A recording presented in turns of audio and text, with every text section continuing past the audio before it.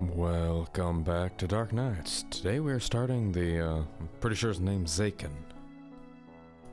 The odd guy in the forest. What did I think about him? I should keep an eye on him.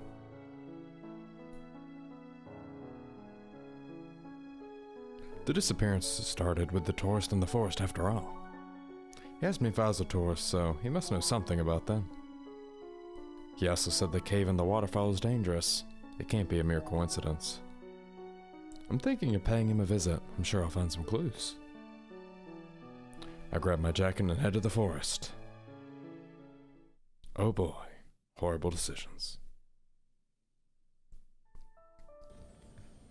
It is not difficult to find my way. The field trip is still fresh in my memory. Last time I saw the crimson-haired man, he was in that cave. I might have a chance to meet him again if I head over there. I followed the path to the point where it splits in two. He usually told me that one road leads to the waterfall and one goes further into the forest. What path did we take last time again? I think we went left. Remember, we took the left path to the waterfall. I know if we're going on the right route because I'll hear that chime. I searched the lake's edge, but there's no sign of the crimson-haired man. Even the rocks that made a path towards the cave are gone. I can see the cave, but how do I get there now? Parkour. I can climb. I carefully balance my foot on a rock, then reach up to steady myself on a crack in the stone. I've always done well during PE, now all that rope climbing will finally pay off. Climbing across is easy until I almost reach the cave. My arms start to strain and I almost lose my grip. They said for climbing rocks you should use your legs more than your arms, which I have not been doing. I might have overestimated myself. As I lean over to search for another handhold, the rock under my foot suddenly crumbles. Huh? My heart skips as my fingers lose their grip, my body lurching downward. Before I know it, I am falling into the lake. Cold water jabs into my skin like icy needles. I try to swim to the surface, but my numb arms and legs are no match for the current. It pushes me deeper into the lake. This is no good, I'm gonna drown. I can barely see a thing. My lungs burn for air as everything goes black. When my consciousness returns, there's solid ground underneath me. Rather than the sensation of floating, I slowly open my eyes. Judging from the rocky ceiling, I'm in a cave. I sit up abruptly, surprised by my surroundings. How did I get here? Probably the guy. I remember falling into the lake and almost drowning. Someone must have saved and carried me here. The mossy walls of this place are not like dripping darkness of the cave behind the waterfall. And speaking of dripping, I noticed that my clothes are totally soaked. Oh, I'm a total mess. It's gonna take a while to dry off. You're finally awake. Got caught in that Imperial ambush, and that thief over there. As I turn my head to look, he places his hand on my shoulder. Are you okay? I stare at him in confusion but nod. Why are you so stubborn? I told you not to come back. You haven't explained. You're lucky I was nearby, otherwise you'd be a corpse at the bottom of that lake right now. Well, thank you. Take your clothes off. Excuse me? The man unwraps the sash from around his waist and takes his highway off, whatever that is. He throws the ladder at me, and when he speaks again, his voice is a dull monotone. Wear this in the meantime. Leave your clothes to dry or catch a cold. I'll be outside. He is stoic yet considerate. I don't know what to think of him, but for now I'll just expect his apparent kindness. I hold up his highway, my eyes fixed on him as he walks away. Such a weird guy, but I think I can trust him. He did save me from drowning. That's your fault for being an idiot. I slip into the warm highway and notice the scent of flowers. Though it smells pleasant, the piece of clothing is too big for me and also breezy. When I step outside, I spot the crimson-haired man sitting near a tree. He seems to be napping peacefully. almost as if he'd forgotten the trouble I caused from falling into the lake. I hang my wet clothes on some tree branches to dry, then find a comfortable spot near the man to sit. I thank you for saving me. By the way, I should properly introduce myself. My name's Miyoko. Call me Zakon if you must. We weren't supposed to meet for a second time. His deep purple eyes are beautiful and somehow intimidating. I've never seen anyone with such an eye color. I think if you're albino, you can potentially have purple eyes. I was looking for something. You're stupider than you look. There's nothing to concern yourself with in this forest. Even if you lost something, there's no way you'd find it again. Hey, I'm not stupid and I wasn't done talking. Well, stupid Miyoko, you should talk less and concern yourself more with getting home. I remain speechless. It makes so many assumptions about me and never lets me finish talking. What's wrong with this guy? I've never met anyone this rude, he doesn't even know me. I sigh. I'll get straight to the point. I have my doubts about those rumors, but the fact is a whole group of tourists went missing in the forest. Do you know anything about what happened? Zakon's tone promptly turned sour. The demon does exist. For real? Yes. The forest is a dangerous place. Listen to the rumors and leave already. You can't tell me what to do. Besides, the forest is a public space. It is not a public space. Then, what are you doing here? What are you doing in a dangerous place like this? You're annoying me. Zakon takes a deep breath and stands up. I don't think this is going anywhere. Your clothes should be dry by now. Even with the sunny weather, my clothes can't dry that fast. About to say. Go home, don't bother me anymore. But Zakon glares at me before turning away and walking off. I'm so frustrated that I fail to realize I'm still wearing his hairnet until he's already gone. That forgetful guy. I'll have to return this to him later. Next day. I absent-mindedly gaze at the cloudy sky. The forecast said the weather would be really bad today. Seems like heavy rain is coming. And I forgot my umbrella. I'll need to hurry home to beat the rain. I don't want to get my socks wet again. Hey Miyoko, it's lunchtime. Are you daydreaming again? Yes. Share it with me. It's not worth mentioning. Boo. I wish I could remember my dreams as vividly as you do. I don't think you'd want to remember your nightmares. Even if they're scary, I'd still like to know. Wait, let me grab my bento. By the way, did you know a massive storm is heading for a village? We haven't had one in ages, it can't be that bad. How will I get home without getting blown away? Don't worry, you should be fine. Its peak is late at night, just be sure not to go out then. Yoshi, have you heard anything from your dad about the missing forest tourist? They've sent out search parties, but no results so far. Yeah, they were murdered. By that shadow. From Karado's route, I think. They paused the investigation until the storm passes. This is random, but is there any chance of people living in the forest? Living in such a place? No one is even allowed to do that. Are you still curious about the demon, Miyoko? I was just wondering. If you ever consider exploring again, count me in. You two are so troublesome. We need someone to keep an eye on us. Why don't you come along, Ikuya? I'm not a babysitter. After sitting through the rest of my boring classes, I quickly go home. I will be notified if the school closes tomorrow because of the storm. As I walk, the sky steadily grows darker. There's no doubt it'll start pouring soon. I wanted to go to the forest today, but it seems like I have to give back Zakon's hairnet some other time. As soon as I reach my house, I feel the first raindrops fall on my head. Why'd the music just get dark? Suspicious. I reach for the doorknob, but something feels out of place. Goosebumps rise along the back of my neck, and I glance over my shoulder to double check my surroundings. There's a single person standing in the distance. Oh, it's Chain. His scarf flutters out from behind him like a scythe in the strong breeze. Everything about him gives me the chills. Is he looking in my direction? I immediately avert my gaze and enter the safety of my house. Ooh, that was creepy. Why was that guy standing there in the rain? Slowly and cautiously, I peek through the curtains to check on the suspicious person, but he's gone. Maybe Corrado asked him to watch over you. The rain outside is oddly soothing, even as it splatters with increasing insistence against the roof and windows.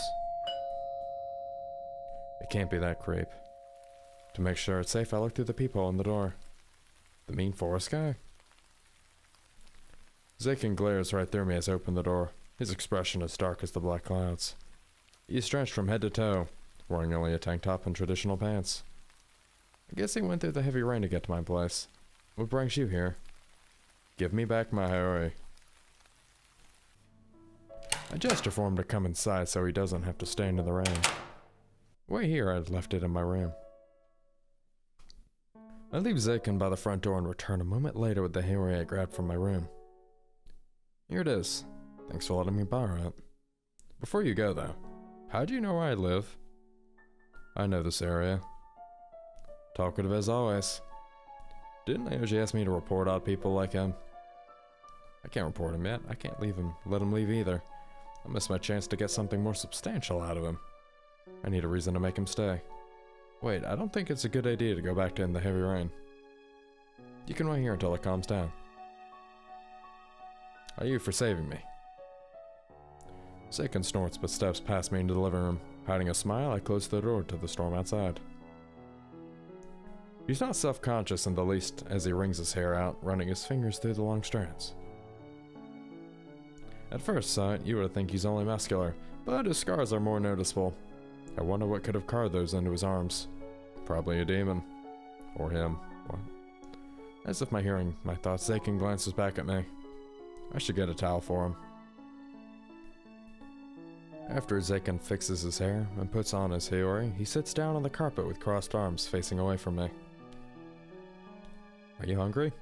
No. Are you cold? I can grab some blankets for you. No. Are you bored? I have some fun magazines. No. Leave me alone. You're no fun. I'm not here to have fun. I need to return to the forest as soon as possible. So saying that staying in the forest and hiding in a cave is better than having a roof above your head?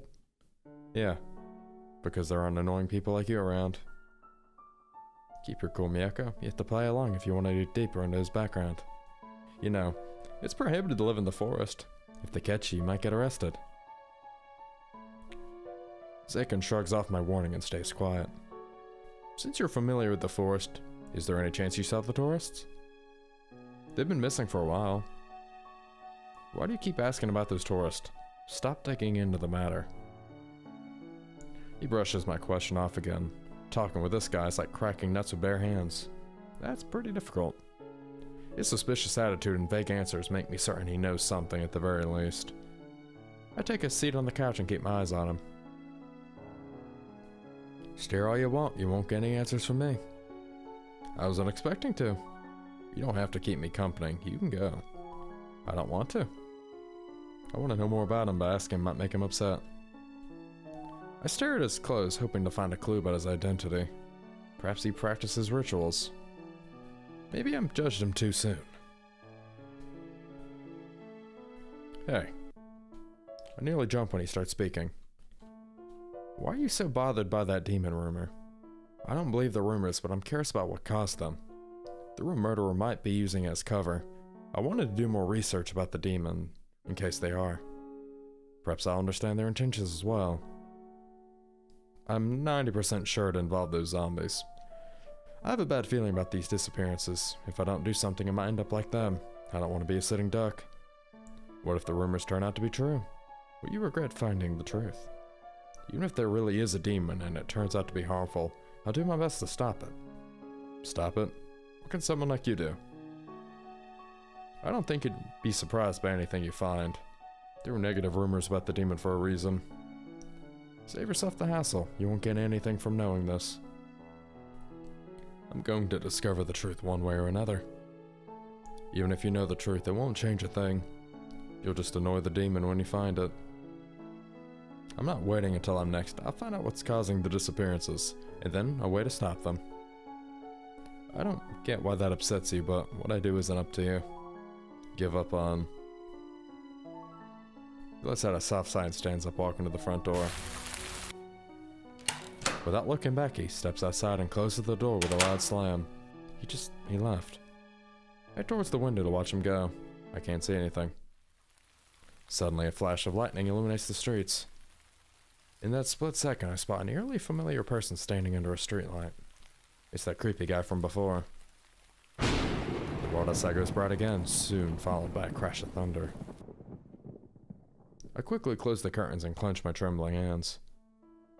Before heading back to bed, I make sure everything's locked tightly. No corner of the house goes unchecked. Maybe I'm overly cautious, but it's better to be safe than sorry. I feel anxious after what I saw on the streets. Despite those feelings, the sound of rain suits me. Next day. The storm has filled the streets with puddles.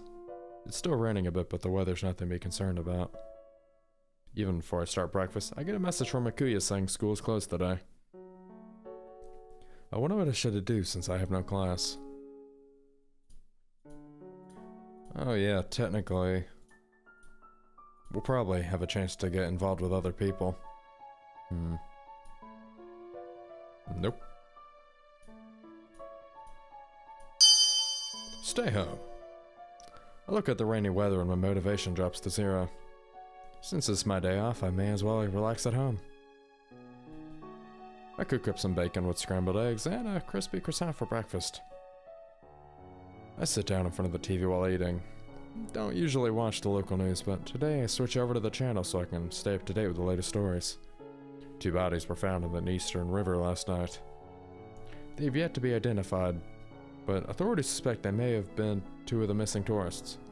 In our next story, Hitoshi Kira has been missing for 4 days. His wife last spoke to him on the phone, but after the call was unexpectedly cut off, he never returned home. Please contact the police if you have any information about the man in this photo. I spent the rest of the afternoon reading magazines and books. A tarragon salmon recipe in one of home magazines gives me inspiration for dinner. Always having something different or challenging to attempt is what sets cooks apart from most of my hobbies and keeps it fun. Once I cut out the best recipe I find, I grab the next item from my rainy day reading pile. Ukuya recommended this book called A New Legend. I told her to stop recommending romance novels, but she insisted I read it. The summary sounds ridiculous, but the forest focuses on something else. When protagonist's family moves to a new country, the last thing she expects is to bump into a foreign prince and his 3 consorts. Will she find love, or will their competition for her affections result in a royal mess? Oh no, is he about to die? I was rooting for him to be the one. The sudden sound of breaking glass shocks me out of my reading. It sounded like it came from the guest room. Immediately I go to check what happened. Once I arrive, I find a single brick and shattered glass. Is this some kind of prank? I glare outside, annoyed, but nobody's around. Those jerks, if I catch them, they're getting bricked. I have to get this repaired quickly. I can ask my neighbors for help, but Mom said I should go to them in case anything around the house needs fixing. Next day. The students are more restless today. While walking to the hallways, I catch the glimpse of a familiar face. A green-haired guy walks by. His face is covered in a black gas mask. What is a person like that doing at my school? Is he actually a student or uninvited guest? Wow, is that an elite class member? It's so rare to see them at school. He just glared at me. His eyes are so icy, it creeps me out. I noticed the cross emblem on his tie. His uniform is different from any other class, so he must be an elite. Yeah, they don't get penalized for skipping class. Hey, you're spacing out. Oh, Leiji, do you know that gas mask guy? The green-haired dude? If I remember correctly, his name is Chain. I think he works in the same department as my dad. He barely attends class and focuses more on work. It's still unfair that these elite students get away with that. Sadly, we can't change the rules. I still find that Chain guy strange. Say, Miyako, have you seen any suspicious people lately? Well, this Chain guy's been walking around my neighborhood quite often lately. I think he's observing me. To be honest, it's kind of creepy. He's like a stalker. I see. Don't worry about it though, he isn't a bad guy. As long as you're not a supernatural person. Maybe he's one of the priests. I know there is a group of them who sometimes practice their rituals in the forest. Alright. You still thinking about the demon rumor?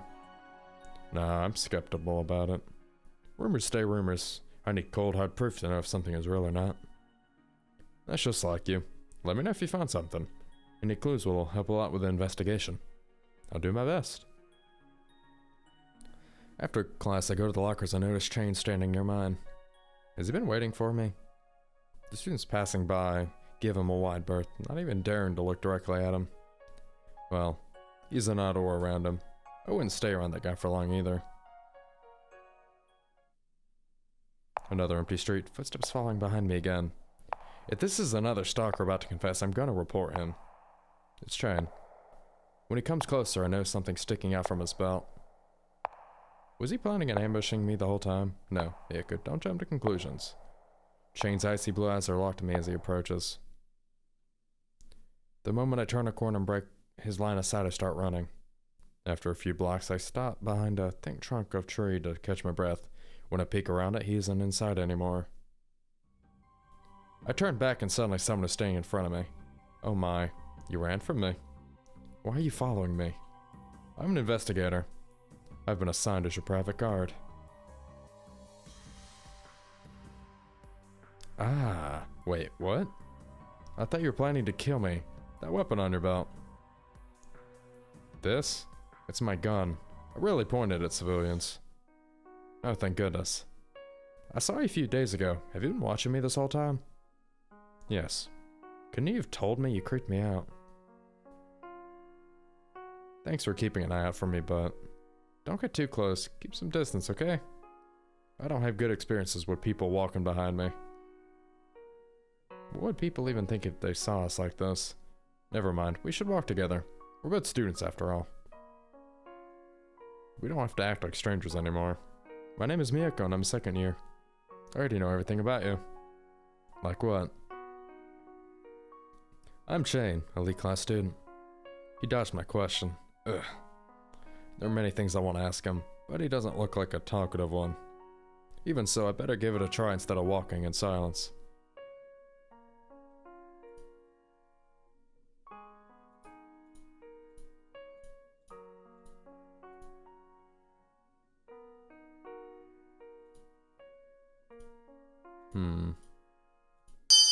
About those who have gone missing recently.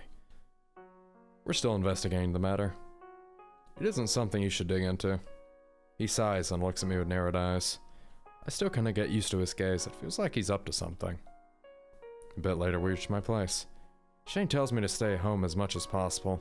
That way it'll be easier for him to keep an eye on me. He also tells me he's guarding other people at the same time. I'm the only student under his wing. He has no choice but to follow me to school every weekday. It feels like I'm the sheep to a shepherd. Honestly, I want to take part in the investigation too, but it doesn't look like Shane will give me a chance. Before going to bed, I take a look outside my window.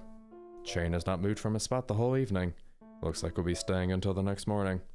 Poor guy. His job must be tough. Does he not sleep at all? For the next few days, Shane follows me whenever I go out. It is annoying, but I soon get used to it. Hey Miyako, I have something important to ask. What is so urgent? Did you know you've got a new stalker? Who? That scary person over there. She looks over at Shane, who's standing further away from us. For some reason, he's been appearing at school lately, and he's always standing outside our class.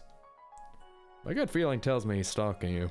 Let me make it clear to him that you're not interested. No, he isn't. This is a misunderstanding. I have a bad feeling about this. She clenches her fist as she walks, the picture of confidence, until she freezes and looks back at me like a frightened puppy. Immediately, she runs back without finishing her objective. He's scary. How do you even attract so many weird guys? Ask them, not me. I can't help but pet her head. Oh, Kuya, it's okay. That guy's my private guard. His name is Chain, and he's both an elite class student and an investigator. The streets are dangerous, so he's been assigned to guard the people. He may not look like it, but he's a good guy. Really? Leoji would know more about it. Either way, don't worry. Even if Leoji is okay with this creepy guy, I don't trust him. You're good as long as you're not a supernatural person. In that case, you're gonna die. Dear students, I don't know how much you've kept up with the news, but I'd like to stress something important. The streets are dangerous at night, so be sure to stay at home for your own safety. What's going on? There's zombies. No way, who in the village would do such a thing? Maybe it's one of the outsiders. Be prepared, tonight they will get into your room and... Everyone, please stay calm. Nothing's been confirmed about the identity of the killer, so don't jump to unnecessary conclusions. Say, Leoji, do you know what's truly going on? I knew you would ask me first. The police have found new clues, but so far they lead nowhere. This is the one of the toughest investigations we've ever dealt with. Only the perpetrator and victims know the truth. The rest of us can only guess what's on their minds. Our crew has never dealt with a perpetrator like this. My dad suspects there might be multiple people pulling the strings. We should be more careful. Jane told me that private guards are being assigned to people in the village. Couldn't they have sent a notice first? The killer must be extremely dangerous for them to make such a move, right? Yeah, multiple disappearances a week. We don't know how to make them stop. As classes carry on, my classmates continue to chat amongst themselves. I catch a few conversations about people who had stray noises in their neighborhood. Some people even point at possible suspects without good reason.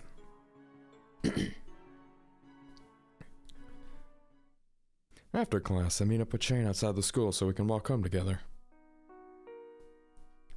Jane, did anything happen last night? No. I wonder if he's tired from staying up all night. I can't tell why he's wearing that mask. Oh no, I forgot my homework in my locker. Will you mind if I go back for a moment?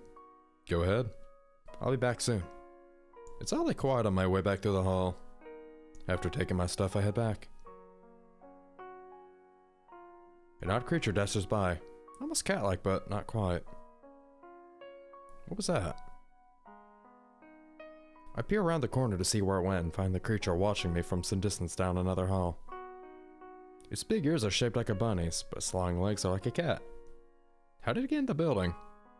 The creature slowly approaches me, then jumps away.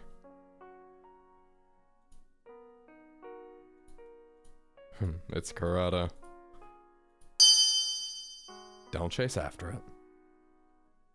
I turn and go back to Jane. It might end up causing Kurata to get killed on this route. Don't want that happening. Nope, I'm not gonna play with you.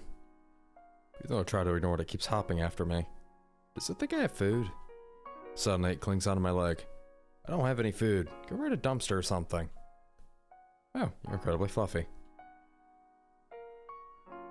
You remind me of a rabbit I used to have, except he didn't have two tails.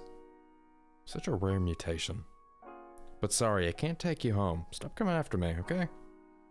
To my surprise, it obediently hops away. Bye, Bunny. Take care. Between dinner and the new information on local crime, I find it hard to concentrate on my homework. When I start to think about history, my mind goes straight to the forest demon before derailing completely. The news shifted from the missing tourist to disappearances of the villagers. While most news articles focus on the investigators, there's an increasing number of exorcists. I don't understand why the demon has anything to do with this. The homework still needs to be done, so I do my best to finish it before heading to bed. Gotta catch 'em all. Before I know it, I fall asleep. I feel the wind blowing through my hair. It's bitterly cold, all over my body. I want to turn my body, but a firm hand stops me with a squeeze. Something's wrong. I remember I closed the window. It shouldn't be possible to feel the wind in my room. Dang, I thought you were asleep. A deep voice startles my eyes open as the numbness of sleep slowly dissipates. I shove my bangs from my face, but the wind whips my hair back. What's going on? Let me go. Don't squirm unless you want me to drop you.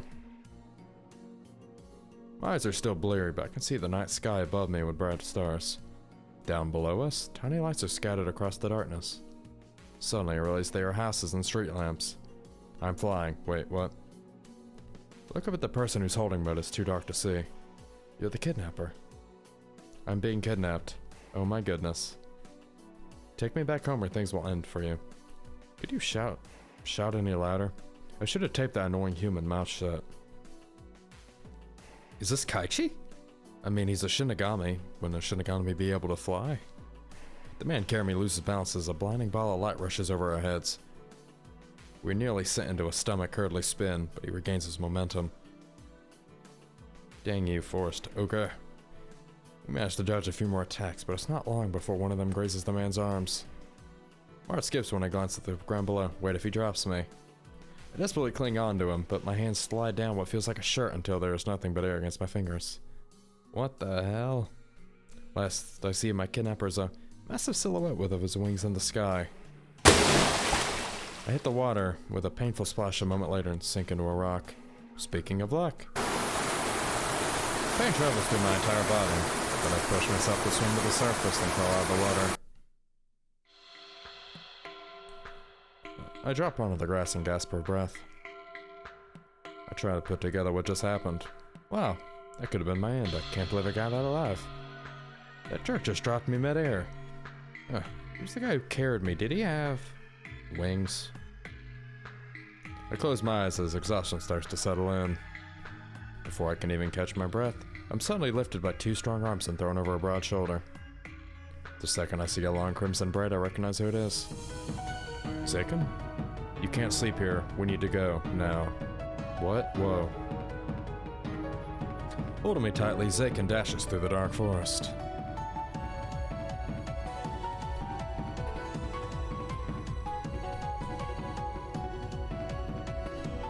Even with his weight on his shoulders, he moves incredibly fast, like a blade cutting through water. I can barely see where we're going, but it's no use to complain. I try to ask Zaken where we're heading, but I doubt it can hear me with the wind washing past us. I cannot see anything in this darkness, but I won't be surprised if we end up at the other side of the forest with this speed. After a while, Zaken stops and puts me down. Stumbling on my feet, I try to find my balance. What were we running for? You.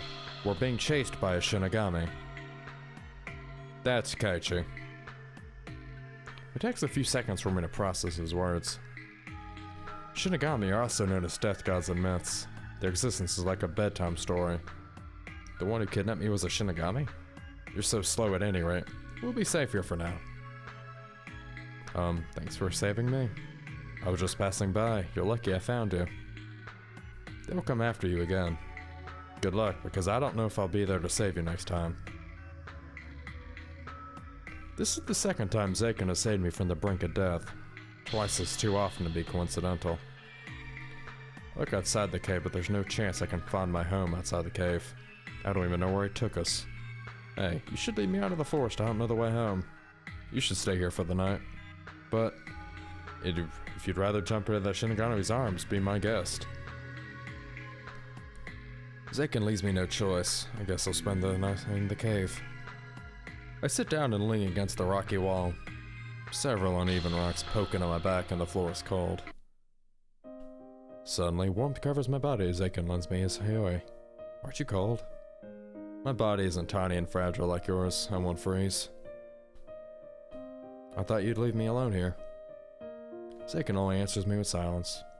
His words contradict with his actions. I can't tell what he thinks of me. I'm glad he didn't mock me this time. It wasn't my fault for ending up in the forest again.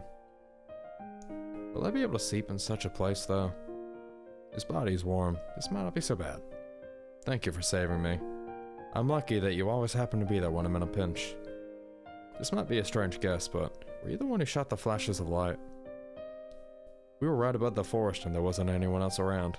You must be a forest keeper. It should have been obvious. I'm not gonna bother you anymore. You're forgiven. I didn't expect those words from him. I can't help but smile. Before I know it, I fall asleep peacefully. The alarm clock goes off right beside me. Startled from the sound, I almost jump out of my bed. And we'll leave off here. I hope you guys have enjoyed today's video. If you did, don't forget the like button. Comment, subscribe, and I'll see you in the next one. It's neat to see the different characters actually interacting with each other. Cardo's right, you didn't even interact with any of these other people. As always, goodbye.